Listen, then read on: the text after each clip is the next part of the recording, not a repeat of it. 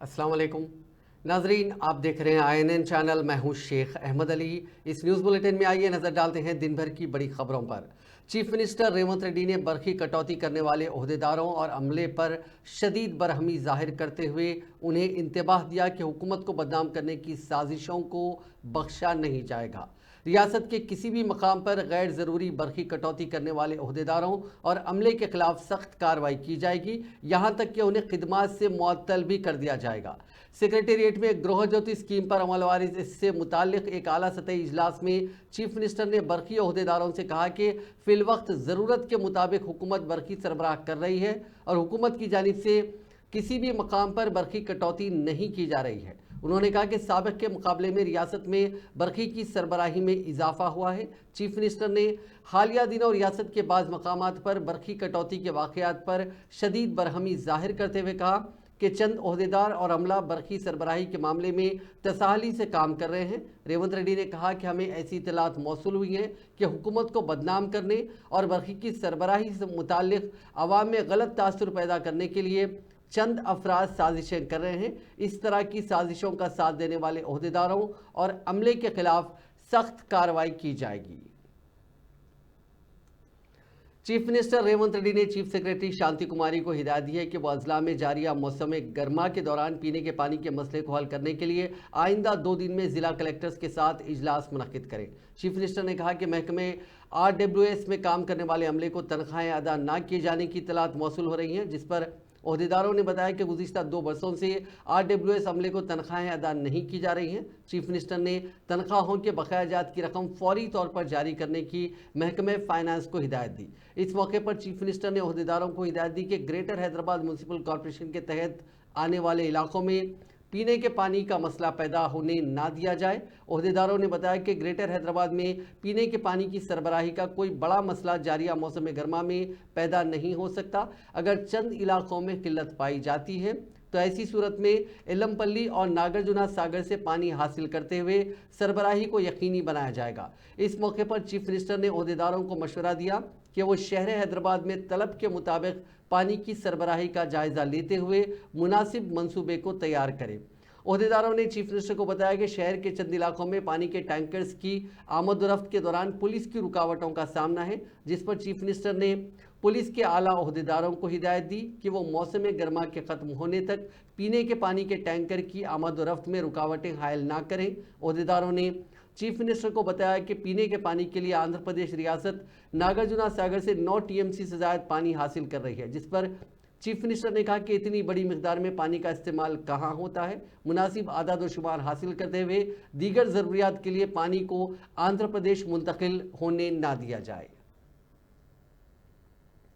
वज़ीर आला रेवंत रेड्डी, वुज़रा भट्टी विक्रमार्का, उत्तम कुमार रेड्डी, पोंगुलेटी श्रीनिवास रेड्डी ने JICA इंडिया के चीफ नुमाइंदे साइटो मुत्सनोरी के साथ एक जायज़ा इजलास मुनक्किद किया। इस इजलास में मेट्रो रेल की तोसी, मूसा नदी के बेसिन की तरक्की के लिए कम सूद पर कर्ज और मुख्तलिफ शोबों में सरमायाकारी के बारे में तबादला ख्याल किया गया। रियासती हुकूमत 2 मज़ीद ज़मानतों को नाफिज करने के लिए तैयार है। 27 या 29 फरवरी को 2 ज़मानतों का आगाज़ किया जाएगा। गृह ज्योति और 500 रुपये में सिलेंडर ये स्कीमें शुरू करने का जायज़ा लिया गया।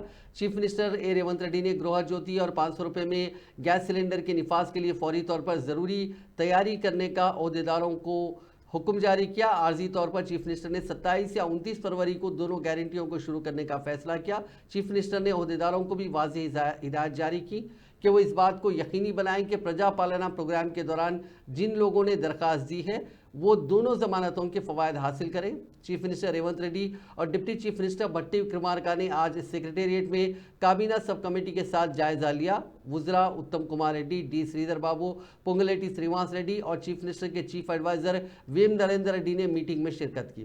रियासती हुकूमत ने पहले ही 6 माह में से 2 गारंटी महालक्ष्मी स्कीम को लागू किया है, जो ख़वातीन को RTC बसों में मुफ्त बस सफ़र फराहम करती है और आरोग्यश्री स्कीम की हद को 5 लाख रुपए से बढ़ाकर 10 लाख रुपए कर दिया गया है। अब वज़ीर आला ने 2 और गारंटियों को मुतारिफ करने का फैसला किया है। डिप्टी चीफ मिनिस्टर बट्टी विक्रमार्का ने कहा कि जारिया माली साल 2,500 करोड़ रुपए की लागत से रियासत भर में एससी, बीसी और अक़लियतों के लिए 100 अक़ामती स्कूल्स की इमारतों की तामीर अंजाम दी जाएगी। हर एक अक़ामती स्कूल की इमारत के लिए हुकूमत ने 25 करोड़ रुपए मंजूर किए हैं। उन्होंने कहा कि अब तक एक ही इलाके में मुख्तलिफ मकामात पर कायम अक़ामती स्कूलों को एक ही छत तले लाने के लिए आलीशान इमारतें तामीर करने की हिदायत दी गई है। उन्होंने आज महकमे तालीम के अहदेदारों के साथ सेक्रेटेरिएट में अक़ामती स्कूलों की इमारतों की तामीर के सिलसिले में एक जायज़ा इजलास मुनक़िद किया। इस मौके पर खिताब करते हुए बट्टी विक्रमार्का ने कहा कि एक ही मकाम पर इमारतों की तामीर से तमाम तबक़ात के तलबा को एक ही छत तले तालीम दी जा सकती है, जिससे उनके दरमियान समाजी राब्ते में भी इजाफा होगा और भाईचारगी का माहौल पैदा होगा। इससे एक अच्छे समाज की तामीर की जा सकती है। उन्होंने कहा कि इंटीग्रेटेड रेसिडेंशियल स्कूल की इमारत पायलट प्रोजेक्ट के तहत उनके हल्के असम्बली मदिरा का इंतखाब किया गया है। रियासती सेक्रेटेरिएट में वजीर पोंगलेटी श्रीनिवास रेड्डी ने अपने महकमे का अचानक दौरा किया। महकमे रेवेन्यू और इम्काना दफ्तर का अचानक इन्होंने दौरा किया। करीब 11:45 तक मुलाजिमीन गैर हाजिर थे, जिस पर उन्होंने बरहमी जाहिर की। उन्होंने आला अहदेदारों को हिदायत दी कि वक्त की पाबंदी ना करने वाले अमले के खिलाफ कार्रवाई की जाए। वजीर ट्रांसपोर्ट पूनम प्रभाकर ने सिद्दीपेट के पावर स्टेशन का दौरा किया, जहां कल शब ट्रांसफार्मर फट गया था, जिसके नतीजे में बड़े पैमाने पर आग लग गई थी और बिजली की सप्लाई मुतासिर हुई थी। वजीर मौसूफ के साथ जिला कलेक्टर प्रशांत पाटिल और महकमे बिजली और फायर ब्रिगेड के अहदेदार भी मौजूद थे। पूनम प्रभाकर ने अहदेदारों से इस वाक़े की तफसीलात मालूम की और इस मौके पर हुक्काम को घरेलू तिजारती मकासद के साथ साथ ज़रूरी ज़रूरियात के लिए बगैर किसी रुकावट बिजली फराहम करने की हिदायत दी।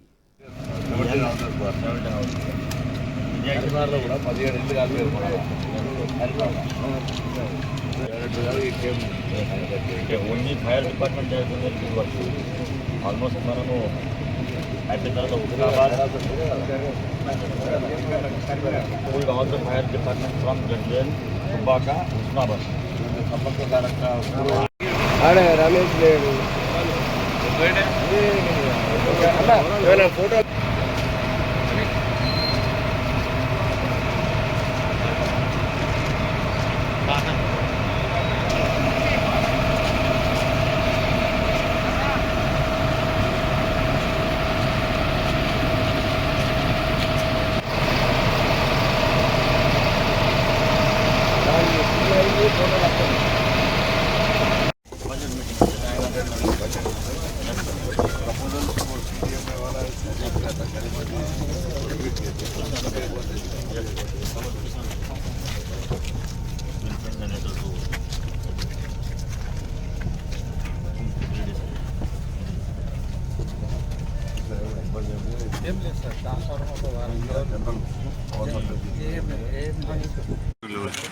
జరిగిన వెంటనే ట్రాన్స్పోర్ట్ సంబంధించిన డైరెక్టర్, టెక్నికల్ డైరెక్టర్ జగత్ రెడ్డి గారు, జిల్లా కలెక్టర్ గారు, సూపరింటెండెంట్ గారు అందరూ కూడా వెంటనే స్పందించి దాన్ని మిగతా పక్కన ఉన్నటువంటి 100 మెగావాట్, దాని తర్వాత 160 మెగావాట్ సంబంధించి ఎక్కడ కూడా ఇబ్బంది కలగకుండా ఫైర్ నాట్ ఎక్స్పాండ్ కాకుండా చేపట్టడము, జరిగిన నష్టాన్ని తిరిగి ఏదైతే పవర్ అది చూసినటువంటి వాళ్ళు ఎవరు కూడా 2-3 రోజుల దాకా కరెంట్ రాదు అనుకునే పరిస్థితులలో వెంటనే ప్రత్యామ్నాయ చర్యలు చేపట్టి ఇవేందో రైతులకు కూడా ఈరోజు మార్నింగ్ నుంచి మళ్ళీ 3 ఫేజ్ కరెంట్ ఇచ్చే విధంగా చర్యలు తీసుకోవడం జరిగింది.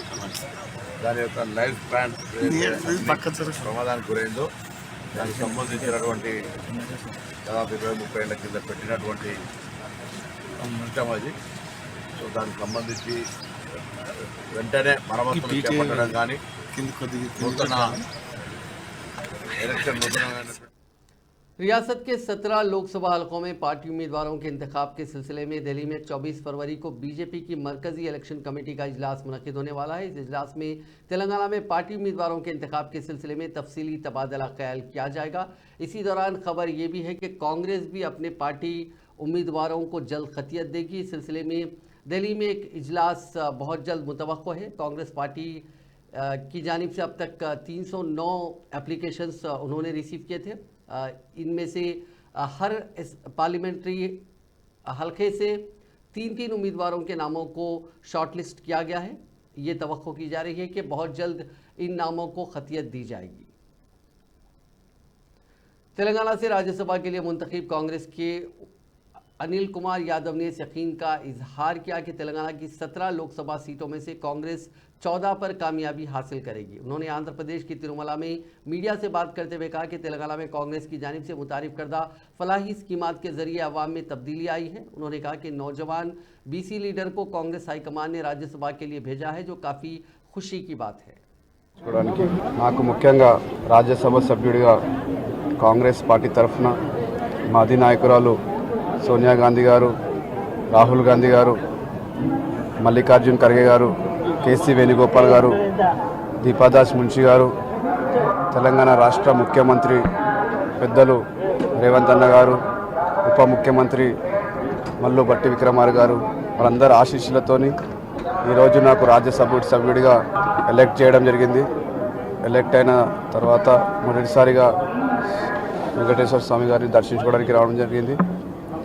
నాలాంటి ఒక యువకునికి, ముఖ్యంగా ఒక బీసీ బిడ్డకి పెద్దల సభకు పంపించినందుకు వారందరికీ కూడా చేతులు జోడించి నమస్కారం తెలియజేస్తున్నాను. మా ముఖ్యమంత్రి గారు తీసుకొచ్చిన ఏవైతే పథకాలు ఉన్నాయో, మేనిఫెస్టోలో పెట్టిన ప్రతి ఒక్క పథకాన్ని కూడా ఈరోజు ఇంప్లిమెంట్ చేయడం జరుగుతుంది.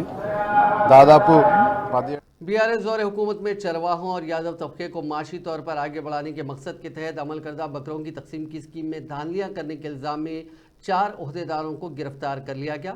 बकरों की तकसीम की स्कीम में बड़े पैमाने पर धांधलियों और बेकायदगियों की इत्तलात के बाद कांग्रेस हुकूमत ने इस मामले की जाँच के लिए एंटी करप्शन ब्यूरो के ओहदेदारों को जिम्मेदारी सौंपी थी, जिस पर एसीबी के ओहदेदारों ने आज मुख्तलिफ महकमों में काम करने वाले 4 ओहदेदारों को इस स्कीम में बेकायदगियों के लिए जिम्मेदार करार देते हुए गिरफ्तार कर लिया। गिरफ्तार होने वालों में कामारेड्डी वेटनरी हॉस्पिटल के assistant director Ravi, Medchal veterinary assistant director Aditya, Rangareddy जिले के ग्राउंड वाटर लेवल डिपार्टमेंट के ऑफिसर रघुपति रेड्डी और तालीम बालिगान के डिप्टी डायरेक्टर गणेश शामिल हैं। एसीबी ने उन 4 ओहदेदारों के खिलाफ 2 करोड़ 10 लाख रुपए के फंड्स का गलत इस्तेमाल करने की निशानदेही की। उन्होंने खानगी अफराद से साजबाज करते हुए नकली और बेनामी बैंक अकाउंट में ये रकम मुंतकिल करवाई थी। साबिक वजीर व बीआरएस के रुकन असम्बली हरीश राव ने तेलंगाना के वजीर ज़राअत तुम्मला नागेश्वर राव को एक ख़त लिखा। उन्होंने वजीर ज़राअत से अपने मकतूब में कहा कि रियासत भर में सूरजमुखी की काश्त करने वाले किसान अक़ल तरीन कीमत की अदम दस्तियाबी की वजह से शदीद मुश्किलात का शिकार है। इस साल अक़ल तरीन कीमत 6,760 रुपये है, जबकि मार्केट में 4,000 से किसान अपनी फसल फरोख्त करने पर मजबूर है। फ़ी क्विंटल तकरीबन 2,000 रुपये का उन्हें नुकसान हो रहा है। माजी में हमारी हुकूमत किसानों से सूरजमुखी मार्केट यार्डों में अक़ल तरीन कीमत पर ख़रीद रही थी और किसानों को काफ़ी मदद मिल रही थी। उन्होंने रियासती वजीर से गुजारिश की कि हुक्काम को फौरी तौर पर रियासत भर में सूरजमुखी की ख़रीदारी के मराकज़ शुरू करने और किसानों के मफादात के तहफ़्फ़ुज़ के लिए इमदादी कीमत पर सूरजमुखी ख़रीदने का हुक्म दें। साबिक वजीर व रुकन असम्बली सनत नगर तलसनी श्रीनिवास यादव ने कहा कि हुकूमत तरक्याती कामों के मामले में लापरवाही से काम कर रही है। श्रीनिवास यादव ने सनत नगर का दौरा किया और लोगों के मसाइल दरियाफ्त किए। उन्होंने कहा कि अवाम के मसाइल हल होने चाहिए। तरक्याती कामों को शुरू करने के मकसद से पिछली बीआरएस हुकूमत ने कई तरक्याती कामों को मंजूरी दी थी। गुज़िश्ता 10 सालों में सनत नगर हल्के में बेमिसाल तरक्याती काम किए गए। उन्होंने कहा कि 1 माह से इंतज़ार किया जा रहा है और हम सरगर्मी के साथ अवामी हल्कों में जाएंगे और हुकूमत पर दबाव डालेंगे। साबिक वजीर निरंजन रेड्डी ने कहा कि रेवंत रेड्डी ने कल कोडंगल में जिस तरह से बात की वो अच्छा तर्ज अमल नहीं है। मीडिया से बात करते हुए उन्होंने कहा कि वजीर आला रेवंत रेड्डी अपने तरीक़े बदले, जिन अल्फाज का वो इस्तेमाल कर रहे हैं इसके जवाब में उन्हें संगीन हालात का सामना करना पड़ सकता है। उन्होंने कहा कि साबिक वज़ीर आला चंद्रशेखर राव के से मुताल्लिक़ रेवंत रेड्डी के अल्फाज गैर अखलाकी हैं, उन्हें इस तरह की ज़बान का इस्तेमाल नहीं करना चाहिए। కృష్ణా నదిలో అసలు తెలంగాణ ఇలా ఇన్ని ఇబ్బందులు పడుతుంది, నీటి వాటాన్ని కోల్పోయింది గతంలో కూడా అంటానంటే దానికి కారణం ఎవరు? కాంగ్రెస్ పార్టీ కదా. ఇప్పటికి 100 సార్లు నేను చెప్పినా, మా పార్టీ చెప్పింది, అనేక మంది నాయకులు చెప్పారు. మీ కాంగ్రెస్ పార్టీ చేసినటువంటి పాపానికే ఉమ్మడి పాలమూరు జిల్లా దగాబడ్డది. 174 టీఎంసీల నికర జలాలు గ్రావిటీ ద్వారా రావాల్సినవి, ప్రవాహ కాలువల ద్వారా రావాల్సినవి, అప్పర్ కృష్ణా, భీమా, తుంగభద్రాల ద్వారా సర్వం కోల్పోయింది పాలమూరు. ఆ పాపం మొత్తానికి కారణం కాంగ్రెస్ పార్టీ. ఆనాడు హైదరాబాద్ రాష్ట్ర విలీనంతోన పాలమూరు ప్రజల నోట్లో మట్టి పోసిందే మీరు. ఇవాళ కేసీఆర్ వచ్చి జడగొట్టిండు పాలమూరు అని మాట్లాడడానికే ఏమైనా అనిపించదా? ఇంకా అన్నిటికీ మించి పాలమూరు కోసం తలపెట్టినటువంటి ప్రాజెక్టులు అన్నీ కూడా ఆనాడు ఉమ్మడి రాష్ట్రంలో కలవకుర్తి కానీ, భీమా ఫేజ్ 1 ఫేజ్ 2 కానీ, నెట్టంపాడు కానీ, కోయిల్ సాగర్ కానీ ఇవన్నీ కూడా దూరాలతో పాటు దశాబ్దాల కాలం సాగదీసిండ్రు. మరి అదే కాంగ్రెస్ ప్రభుత్వము అవతల ఆంధ్ర ప్రాంతానికి నీళ్లు పోయేటువంటి, రాయలసీమ ప్రాంతానికి నీళ్లు పోయేటువంటివి అలొకేషన్ లేకుండా కూడా సుమారు 400 టీఎంసీలకు సరిపడా రిజర్వాయర్లను మొత్తం కలిపి 5-6 ఏళ్లలో కట్టేసుకున్నారు. 35-40 ఏళ్ల కాలం. तेलंगाना बीजेपी के फ्लोर लीडर महेश्वर रेड्डी ने वाजे किया कि बीजेपी के अरकान assembly chief minister Revanth Reddy या कांग्रेस पार्टी के झांसे में आने वाले नहीं हैं। गुज़िश्ता रोज सिरपुर से ताल्लुक रखने वाली बीजेपी रुकन असेंबली पी हरीश बाबू की चीफ मिनिस्टर से मुलाकात के बाद ये इत्तलात गश्त कर रही थी कि बीजेपी के रुकन असेंबली बहुत जल्द कांग्रेस में शामिल होने वाले हैं। इन इत्तलात के दरमियान आज महेश्वर रेड्डी ने कहा कि बीजेपी मरकज़ में इख्तिदार में है और तीसरी मरतबा इख्तिदार में आने वाली है और अनकरीब तेलंगाना में भी बीजेपी इख्तिदार में आने वाली है। ऐसे हालात में हर एक की नज़रें बीजेपी की तरफ होंगी, दूसरी जमात की तरफ नहीं होंगी। उन्होंने वाजे किया कि बीजेपी को कोई भी अपनी पार्टी में शामिल नहीं कर सकता और उन्हें कोई भी झांसे में नहीं ला सकता, क्योंकि बीजेपी में शामिल हर कारकुन और कायद फौजी की तरह होता है। భారతీయ జనతా పార్టీ ఏ ఒక్క అవినీతి మచ్చ లేకుండా, ఏ ఒక్క అవినీతి ఆరోపణ లేకుండా అవినీతి రహితమైనటువంటి పాలన అందించినటువంటి నరేంద్ర మోడీ గారి వైపు ప్రజలు చూస్తూ ఉన్నారు. 10 సంవత్సరాలు ఈ దేశ అభివృద్ధి పథంలో నడుస్తూ 10వ స్థానంలో ఉన్నటువంటి భారతదేశం ఆర్థికంగా 5వ స్థానానికి ఎదిగిందంటే ఈరోజు భారతీయ జనతా పార్టీ ప్రభుత్వం ఏ రకంగా ముందుకు సాగుతా ఉందో మీకు తెలుసు. ఖచ్చితంగా రేపు మళ్ళీ మన భారతదేశంలో భారతీయ జనతా పార్టీ అధికారంలోకి వచ్చిన తర్వాత 3వ ఆర్థిక శక్తిగా మారబోతుందని స్వయంగా నరేంద్ర మోడీ గారే ప్రకటించడం గమనార్హం. మీరు ఒకసారి ఆలోచన చేయండి. ఒకప్పుడు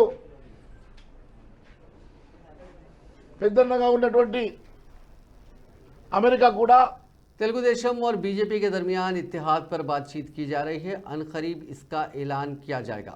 तेलुगुदेशम पार्टी के आंध्र प्रदेश के रियासती सदर अच्चैया नायडू ने वाजे किया कि तेलुगुदेशम पार्टी को एनडीए में शामिल होने की दावत दी गई है। इस पर अनकरीब वाजे सूरत हाल सामने आ जाएगी। उन्होंने कहा कि बीजेपी के साथ बातचीत जारी है, मुफाहमत पर अनकरीब ऐलान किया जाएगा। पार्टी लीडर ने मजीद कहा कि तेलुगुदेशम और जनसेना राब्ता कमेटी के इजलास में 2 करारदादें मंजूर की गई हैं। तेलुगुदेशम और जनसेना के हामियों ने इत्तेहाद का खैर मकदम करते हुए करारदाद मंजूर की है। आंध्र प्रदेश कांग्रेस ने मेगा डीएससी के मुताबिक मुलाजिमतों को पुर करने का मुतालबा करते हुए चलो सेक्रेटेरिएट प्रोग्राम की अपील की थी। ताहम पुलिस ने इस प्रोग्राम को नाकाम बनाते हुए पार्टी की रियासती सदर वाइस शर्मिला और दीगर कायदीन को पार्टी दफ्तर आंध्रा रत्ना भवन से हिरासत में ले लिया। कांग्रेस कायदीन जी रुद्रा राजू, तुलसी रेड्डी और मस्तान वली, जिन्होंने जुमेरात को पार्टी दफ्तर आने की कोशिश की, उन्हें गिरफ्तार करके वहां से पुलिस स्टेशन मुंतकिल कर दिया गया। शर्मिला समेत कई कायदीन ने दफ्तर के बाहर पुलिस के रवैये के खिलाफ एहतजाज किया, जिससे आंध्रा रत्ना भवन में कशीदगी पैदा हो गई।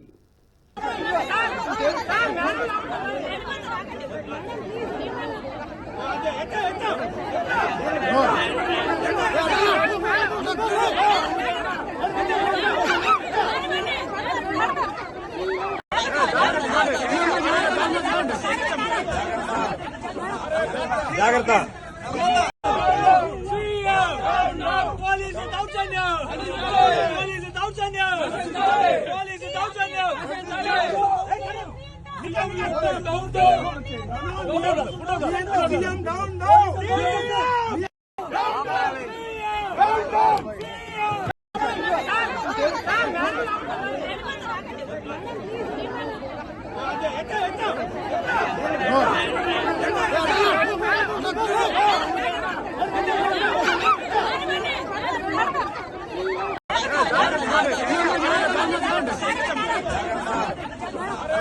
జాగ్రత్త.